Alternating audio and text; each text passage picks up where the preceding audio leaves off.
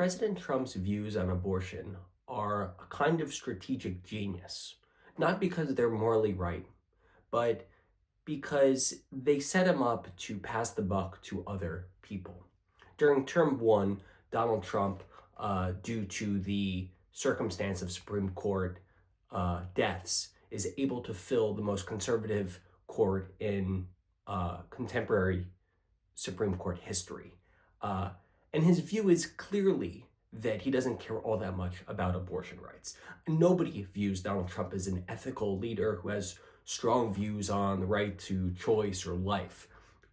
Even evangelicals who support him don't view him as this ethical leader, but instead more of a convenient ally. Nobody believes that Donald Trump, deep in his core, is pro-life. But when the Dobbs decision overturns Roe v. Wade, uh, it's during a point where Donald Trump is in his political nadir.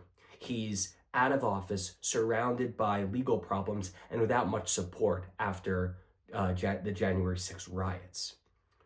Other Republicans at the time come out and they say they want a federal ban on abortion.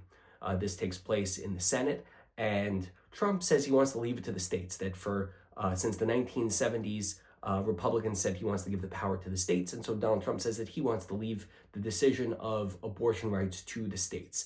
And it's kind of like washing your hands. Donald Trump doesn't have to claim the responsibility of people losing their abortion rights, or he doesn't have to take the blame of very conservative Republican actions in red states that limit abortion rights, or states going after doctors or patients for performing abortions, or any other healthcare decisions and impacts that take place because of the Dobbs decision.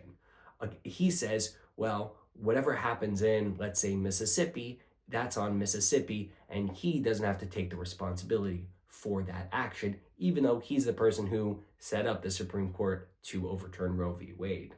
By saying it's on the states, Trump can no longer have responsibility for an issue his supporters care about, but one that he himself certainly doesn't care about.